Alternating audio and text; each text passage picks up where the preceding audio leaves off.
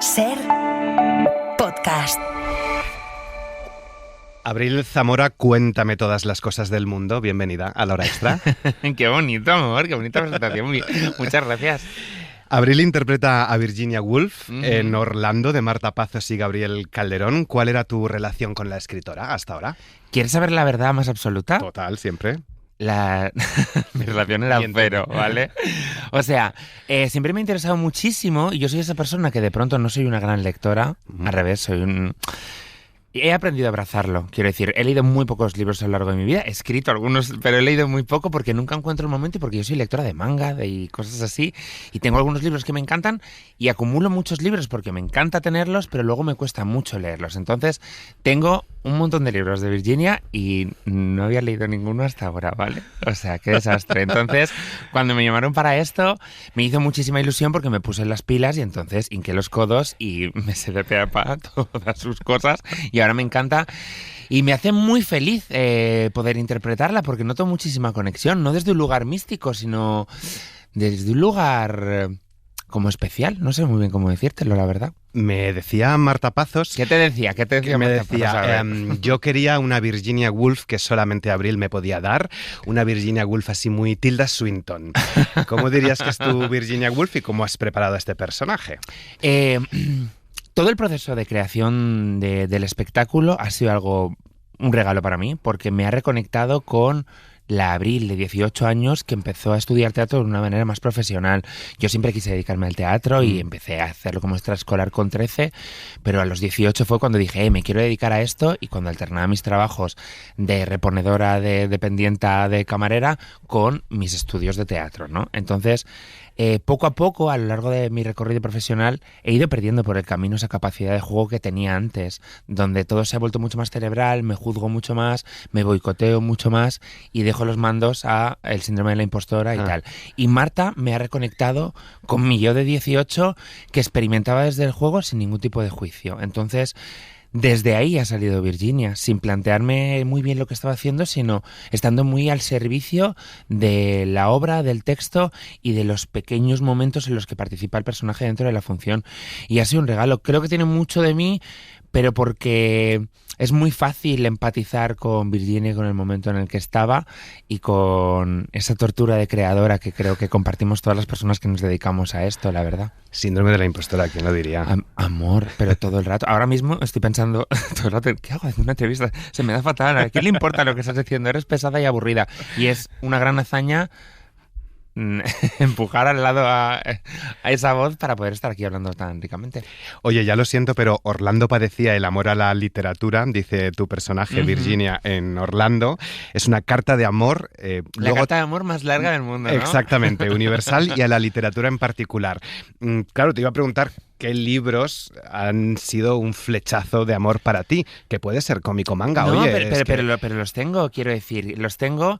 Si te soy sincera, he aprendido a decir la verdad en torno a este tema, porque en muchos momentos no he tenido una gran educación, vengo de una familia súper humilde y no he sido una persona con una gran formación, no tengo graduado escolar, no tengo estudios y poco a poco he ido aprendiendo de los trabajos que he ido haciendo y lo llevo por bandera porque creo que hay esa cosa como de titulitis donde parece que no eres una persona válida laboralmente si no has estudiado según qué cosas y yo ya no creo en eso. Creo que es maravilloso estudiar, pero creo que es maravilloso aprender de lo que tienes a tu alrededor.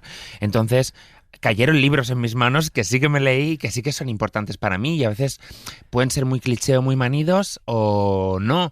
Para mí, los libros que más me han impactado siempre fueron El pequeño vampiro y el gran amor, que me lo leí cuando tenía 8 años, que me lo leí 50.000 veces.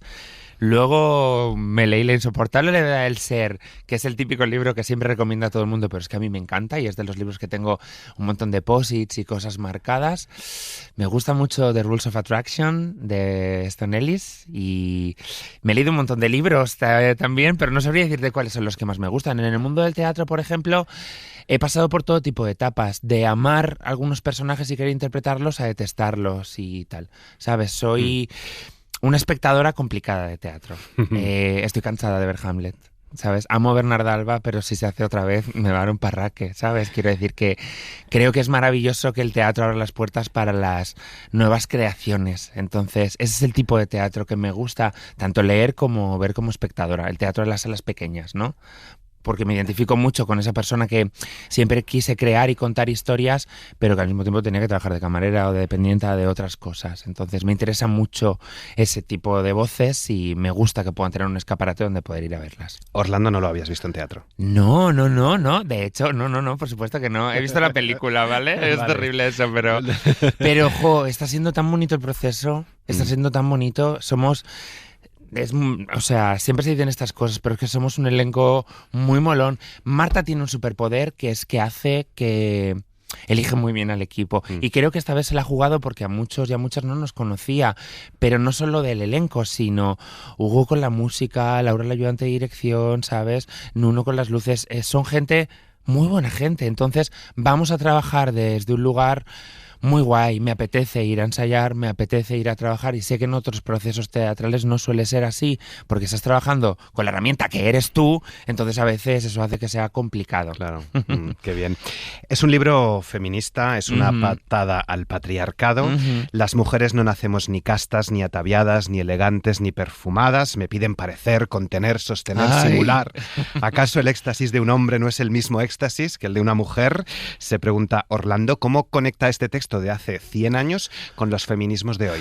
Amor, mira cómo estamos en este momento en el que estamos, que yo muchas veces después de los ensayos me he ido a casa y le he dejado un mensaje a Marta para decirle qué importante es hacer este texto ahora, qué importante es hablar de este tipo de cosas, qué importante es dar esta visión del género, ¿no? Tan alejado de estereotipos y defendiendo este tipo de feminismo en un momento en el que, como bien sabes, estas últimas semanas han sido muy trágicas para las personas del colectivo al que yo pertenezco, del colectivo trans, ¿sabes? Pues la no definición, o sea, esto que ha pasado ahora en Reino Unido, lo que está pasando en Estados Unidos, el asesinato de esta muchacha a la que rompieron los brazos y las piernas y la tiraron al río. Entonces, el teatro es cultura, pero también es una bofetada política y creo que tenemos que aprovechar estos momentos para hablar de este tipo de cosas y creo que algo que se escribió hace tantísimo tiempo está escrito desde un lugar que es totalmente vigente y por eso creo que a todas las personas que estamos ahí nos da mucho orgullo poder levantar la voz en un teatro como este, tan sumamente grande y dar un golpe en la mesa con el texto de Virginia que creo que es súper, súper, súper vigente. Hay algo muy bonito porque como sabes el personaje de Orlando transita en mitad de... No estoy haciendo spoiler de la obra, ¿vale? Hombre, por favor. Todo el mundo lo sabe y lo hace de una manera tan fácil, sin ningún tipo de conflicto y tal, que es algo a lo que yo aspiro que lleguemos como sociedad, ¿sabes? Que el hecho de ser no sea trágico, ¿no? Y no te puedan torturar por simplemente el hecho de existir, ¿no? Yo siempre he intentado, como persona trans, de enseñar un lado positivo de este tipo de cosas y ha llegado un momento en el que se me hace muy cuesta arriba, ¿sabes? Igual me estoy desviando de la conversación, pero no lo puedo evitar. Siempre he dicho, ¿no? En muchas entrevistas, recibo un montón de mensajes de padres y madres, de niños y niñas trans, diciendo qué guay verte ocupando espacios, siendo feliz con tu trabajo y tal. Y me encanta siempre mostrar esa realidad, pero todas las otras realidades tan oscuras, tan complejas y tan complicadas están eclipsando todo lo demás y se hace muy duro en muchos momentos levantarte y ver todo tipo de noticias tan terribles, ¿no? Por eso creo que es importante hacer esta obra en este momento. Claro, te iba a preguntar por todo esto un poquito más adelante, pero ya que me lo dejas ya que lo saco, en bandeja, es inevitable, claro, amor. Tengo ahí varias preguntas sobre las que quería profundizar un poco. No hacemos ningún spoiler si decimos que Orlando es el primer personaje o de los primeros personajes no binario o trans de la literatura. Emprende un viaje, se transforma en una mujer, era inútil negarlo, pero en todo lo demás Orlando era el mismo que había sido. El cambio de sexo modificaba su porvenir, no su identidad. Efectivamente, te lo sabes bien. Hombre, cariño, claro, sí. Claro. Y nos decía precisamente eso Marta. En el momento en el que se está rechazando todo lo identitario, que se están alejando incluso las compañías que habían sido tan inclusivas y cercanas a lo LGTB y a todo lo que suene woke, este es el momento ideal de hacer un Orlando y de reivindicar textos como este. ¿Te da miedo el mundo en el que vivimos? Es la primera pregunta. ¿Necesitamos más Orlandos? ¿Transformar esta historia de odio y de violencia desde el amor? Me da miedo el mundo en el que vivimos. Creo que nunca lo digo en voz alta, me emociona un poco incluso decirlo, por lo que te decía antes, de que siempre me he ocupado de mostrar el lado bueno de las cosas y decir, no pasa nada con esto, wow, y he evitado decir cosas como la violencia que siento todos los días por simplemente el hecho de existir, la violencia que siento cuando entro en el baño que me toca o cómo me mira la gente, la violencia que recibo cuando me monto en un taxi y alguien me habla en masculino, esa violencia que recibo todos los días y que siempre me he tragado para mí porque he pensado que era interesante hablar desde el lado positivo de las cosas, pero es que ha llegado un momento en el que está tan presente en mi día a día ese tipo de rechazo que ya me parece muy complicado mirar hacia otro lado. Entonces, lo único que puedo hacer desde mi posición es poder hablar de ello, poder reivindicarlo, poder dar un golpe en la mesa desde mi trabajo, ¿no? Como creadora también, ¿no? De intentar hacer una ficción que sea lo más inclusiva. Nos queda mucho camino y no solo me refiero a las personas del colectivo, ¿no? Quiero decir que hay que hablar de este tipo de cosas y hay otros pequeños colectivos que también están muy ninguneados en el mundo del teatro y creo que es el momento de levantar la voz, no solo desde las personas que vivimos este rechazo en el día a día, sino de las personas que están empatizando con esto, porque hoy nos ha tocado a las personas trans, pero como bien sabes, mañana les tocará a otras personas y a otras y a otras. Entonces es aterrador, me da muchísimo miedo. ¿Y no estás cansada? Lo pregunto por lo siguiente. Dice la reina, todo el mundo quiere amar, todo el mundo quiere ser amado. Y me recordaba unas palabras que recogíamos en la última hora extra de Roberta Marrero, que dejó por escrito, yo no quería luchar ni ser valiente, ni un ejemplo, ni una lección. Yo solo quería amar y ser amada. No sé si entiendes tu carrera, tu profesión, tu vida, no solo profesional, sino también personal, como un acto de resistencia, de lucha, de atacar nuestra época, que se dice en este Orlando, pero si a lo mejor eso es una necesidad impuesta, si estás cansada de tener que estar reivindicando.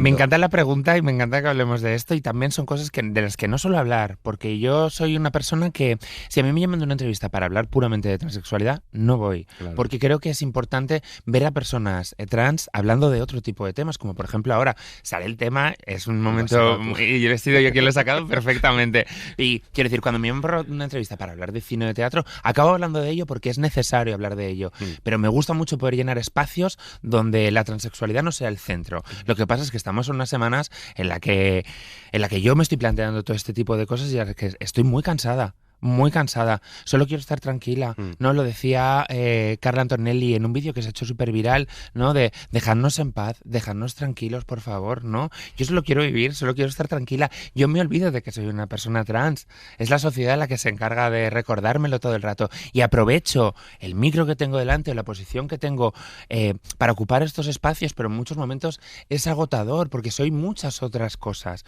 ¿sabes? Y me encanta poder llevar la etiqueta detrás. Me encanta ser la actriz trans, la directora trans y tal, pero a veces es agotador, pero es necesario porque es importante que una niña que está viendo este corte de vídeo que subimos a Instagram vea a una persona trans hablando de teatro para que ella piense, hey, es un mundo complicado, pero yo puedo dedicarme a lo que realmente quiera. Entonces yo siempre me agarro a eso, porque la lucha que hacemos es una lucha que yo ya no la hago para mí, yo la hago para todas las personas que vienen detrás, ¿sabes? Es más, esta mañana cuando venía en el taxi pensaba, hay algo que cuando yo sufría bullying cuando era pequeña,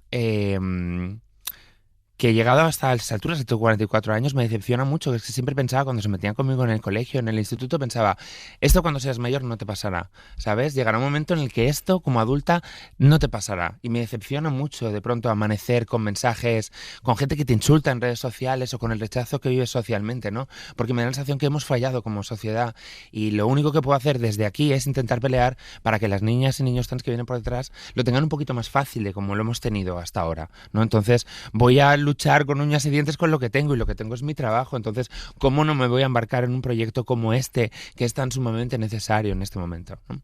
Tengo una última pregunta, ¿eh? No, puedes preguntarme todo lo que quieras, amor.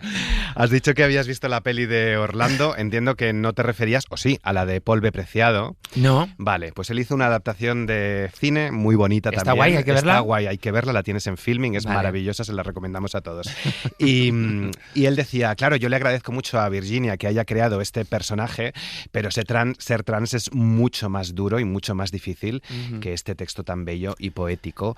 Y entonces que le generaba cierto conflicto el Orlando de Virginia, también por ser un aristócrata. ¿Te ha generado a ti algún conflicto el Orlando de Virginia Woolf? No me ha generado ningún conflicto, era un aristócrata. Cariño, la gente que podía escribir antes era la gente que tenía dinero, la gente que estaba posicionada, entonces hablaban de lo que conocían y yo eso lo entiendo.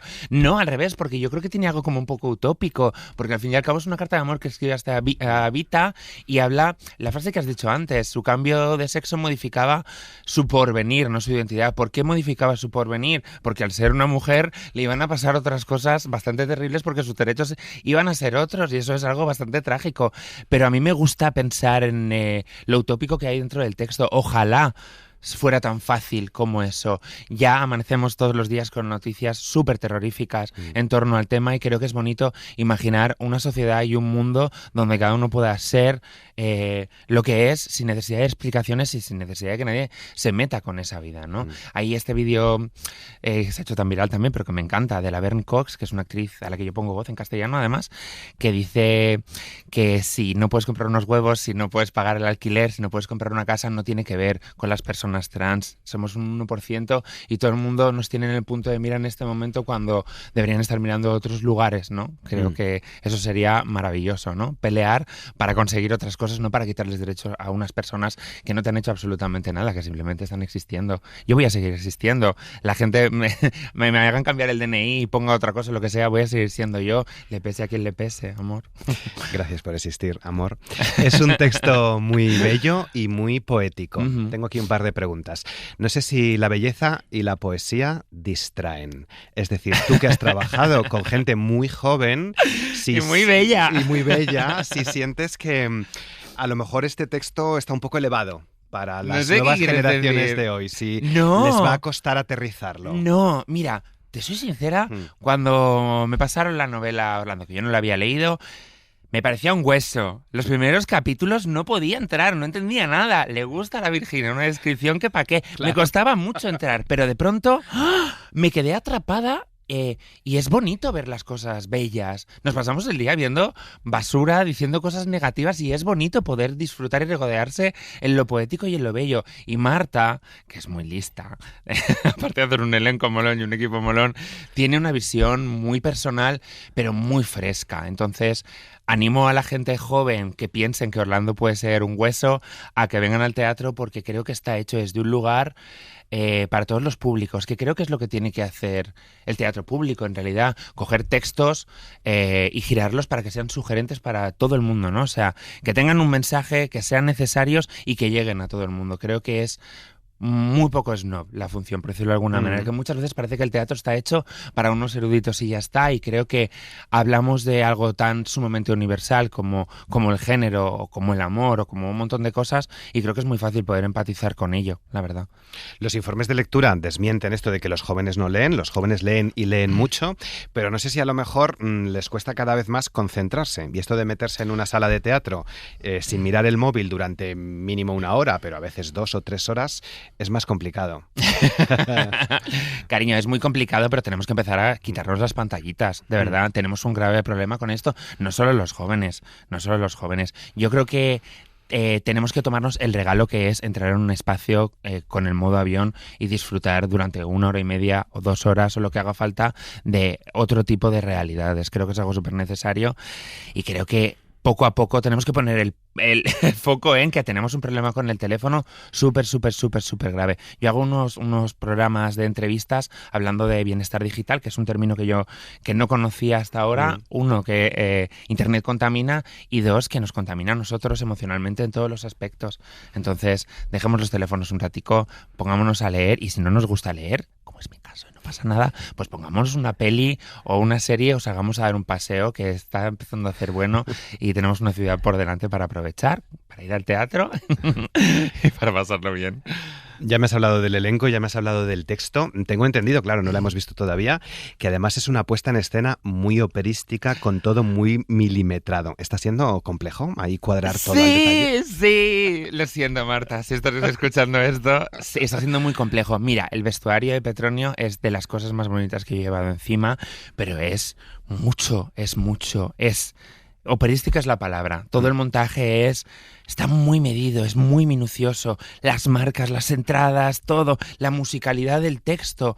Por eso en muchos momentos como intérpretes como, oh, madre mía, ¿qué carajo estoy haciendo? Pero confiamos todos plenamente en Marta porque estamos viendo el resultado y es una cosa muy personal, muy bella, con mucho fondo, pero al mismo tiempo es ligero y creo que todo tiene que ver con la milimétrica, no sé si está bien dicho, de la dirección y de la puesta en escena. Yo nunca había hecho algo así, de hecho, después de mi transición es la primera vez que voy a actuar en un teatro, entonces para mí simboliza un montón de cosas estar en este proyecto, que sea Orlando y en un teatro como el María Guerrero, sobre todo porque en mi halo de reivindicar y tal, creo que pocas veces vemos a... No sé, si piensas en la cartelera ahora y cuentas las actrices o actores trans que hay en este momento, o los actores racializados y actrices racializadas, por ejemplo, ¿no? Por eso es bonito poder ir a apoyar este tipo de espectáculos que están empezando a abrir un poquito una puerta para ver otro tipo de realidades. Y además el Centro Dramático Nacional sí apuesta por esas otras realidades. Yo también lo creo. Personas con discapacidad, por ejemplo, lo hemos visto cada vez más. Y es muy necesario. Muy necesario, muy necesario. Una última pregunta sobre... Y ojalá no le demos importancia en algún momento a todo esto. Sería lo ideal. Ojalá, sería lo pero ideal. Falta trabajo, ¿eh? Sí. Y mira que en muchos momentos yo siempre he dicho... Creo que estamos en el camino correcto, vamos en pasos chiquititos y ahora de pronto es como que me da la sensación que estamos volviendo hacia atrás de pasos agigantados. Entonces tenemos que agarrarnos a las historias porque hay muchas personas que solo tienen esta ventana hacia otras realidades. Después de hablar de todos estos asuntos con Marta, le hacía una última pregunta que pensé que sería muy sencilla de responder y dijo, uy, qué complicada. Yo creo que es sencilla, pero a ver. ¿Qué será? Los clásicos suelen agotar todas las entradas. Eso nos lo decía también Gabriel Calderón cuando hablábamos con él de Su Príncipe Constante hace un par de años. ¿Qué tiene que tener un clásico para que sea siempre contemporáneo? La visión de cómo está contada, ¿no? Yo creo que se le puede girar, o sea, que yo creo que hemos dado lecturas a clásicos que en realidad nunca estuvieron ahí, pero que hemos aprendido a hacerlas nuestras y a girarlas, ¿no? Que me parece, sabes que estás obligado a ver Hamlet una vez tras otra, ¿no? Entonces es bonito que la gente pueda girarlo un poco para que veamos una opción levemente diferente y mucho más actual y mucho más necesaria, ¿no? Yo creo. Por eso te decía que en muchos momentos hay grandes clásicos que yo entiendo que llenan los teatros, pero es que a lo mejor hay un gran clásico gestándose ahora por una dramaturga que está trabajando en McDonald's y sería maravilloso que ella también tuviera la oportunidad de poder mostrar su teatro. Hace casi un año decías, estoy en paro, la profesión del artista es algo muy esporádico. Sí, me he documentado. ¿En qué momento te encuentras un año después? Me encuentro... Es que claro... estaba en paro cuando dije eso, por supuesto que sí, he estado mucho tiempo parada. Justo después, cuando acabé Operación Triunfo, estuve mucho tiempo parada y la gente pensaba que trabajaba mucho, pero es cierto que yo estuve muy volcada en levantar un proyecto en el que di mucho y que al final se cayó y lo viví como una ruptura, me hundí bastante emocionalmente y me costó un poco levantarme ahí. Y luego he aprendido a trabajar desde otro lugar, con menos estrés y con menos ansiedad, pero al mismo tiempo estoy en este bucle capitalista productivo de tengo que trabajar, aprovecha esta oportunidad, ¿no? Sobre todo porque me da mucho miedo, yo estoy sola, me da mucho miedo lo que venga después. Entonces, cojo todo lo que puedo siempre y cuando vaya dentro de la línea de las cosas que quiero defender. Y ahora estoy trabajando y no sé dónde estaré dentro de 2 meses, ¿sabes? O sea que he terminado de rodar Respira, que he estado como actriz, pero también como directora de un capítulo, que ha sido una oportunidad muy guay y estoy muy feliz del rodaje. Ahora estoy en este proceso y tengo muchas ganas de poder sacar adelante mis propias historias como hacía antes, ¿sabes? De que a veces acabas cogiendo otros trabajos porque necesitas hacerlo también y poco a poco vas dejando de lado las cosas que realmente te apetece contar a ti también. Y yo, aparte de actriz, soy creadora y cuando llego a casa muy tarde después de tener un montón de trabajos no encuentro el momento adecuado de abrir el ordenador, solo quiero sentarme en el sofá y desconectar el cerebro, ¿no? Entonces es complicado, pero espero poder levantar algunas cosas dentro de poco. Un par de preguntas para terminar. Has hecho cine, has hecho televisión, has creado tus propias series, contenido, has hecho también teatro, has doblado, que también es una forma de actuar. ¿Qué tiene el teatro en particular para ti?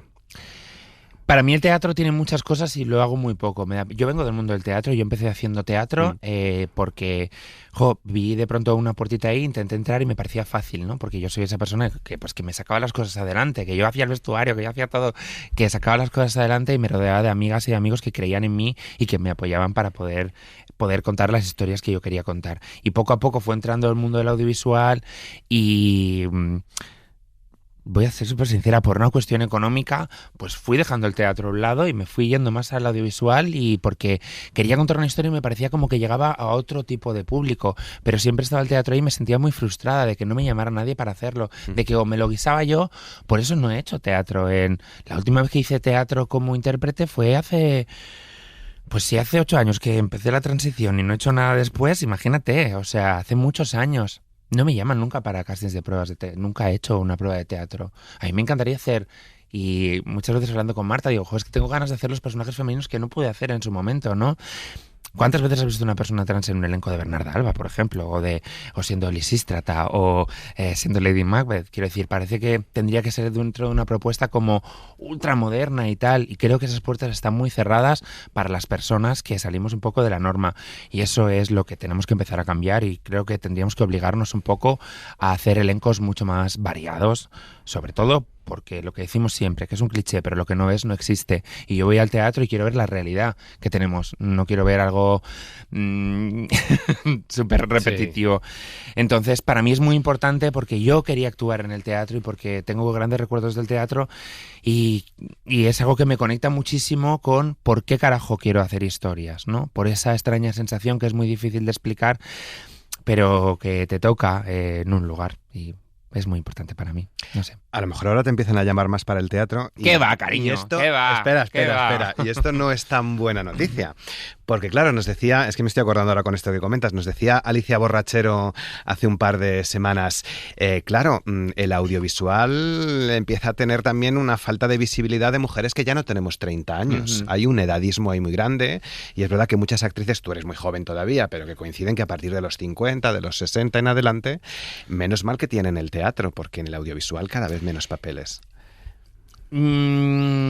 Sí, pero yo pienso que yo soy co-creadora con Carlos Deloyo de Señoras de Lampa, que es una serie que hicimos para Telecinco, donde todas las mujeres, los personajes femeninos que eran 4, eran mayores de 50, y fue una cosa que para nosotros fue súper guay, que nos dieran la oportunidad de poder contar esta historia. Yo creo que tiene toda la razón Alicia Borrachero, pero también hay muchas creadoras que estamos intentando pelear para que cada vez haya personajes más interesantes de mujeres de otras edades, ¿sabes? Y estamos en ello, o sea que no sé muy bien qué decirte, la verdad. Pero vamos, que me ha pasado y lloré cuando me llamó Marta Pazos para hacer esto, pero porque tengo muchas ganas de poder hacer teatro y me pasa como todo. A mí muchas veces me llama la gente para trabajar, no por mi calidad de como actriz, sino porque yo conozco a la gente de ir trabajando con ellos y saben pues que traigo buena actitud al trabajo, que me lo paso bien en los rodajes, que genero un buen ambiente, y eso a veces es mucho más importante. Yo he aprendido, porque muchas veces pensaba, es que igual no te llaman no porque seas trans, sino igual no te llaman porque es la peor actriz del mundo. Y he aprendido cuáles son mis limitaciones. Hay muchas cosas que no puedo hacer, hay cosas que puedo trabajar para hacer mejor y hay cosas pues que también se me dan bien, ¿sabes? Me da pena que no podamos acceder las personas no normativas a según qué personajes en según qué espectáculos, y que si la acotación no pone llega ella y es racializada o es gorda o es trans, si no cuenten contigo. Creo que eso tiene que cambiar ya. Ojalá. Muchas ganas de verte en el teatro. Espero que te guste. Hombre, seguro que sí. Me gustó mucho Juana, esto me va a encantar también. La vida es una gran fiesta y llega un momento en el que nos debemos ir, pero no es que la fiesta se acabe, sino que nosotros debemos irnos. Y lo peor no es abandonar la fiesta, sino que la fiesta seguirá hermosa, fuerte, enorme, pero ya sin nosotros. Abril Zamora, muchas gracias por haber estado en La Hora Extra, muchas gracias por habernos contado todo del mundo y de tu mundo. Muchas gracias a ti por invitarme, me lo he pasado muy bien hablando contigo, la verdad. Igualmente, gracias. Para no perderte ningún episodio, síguenos en la aplicación o la web de la SER, Podium Podcast o tu plataforma de audio favorita.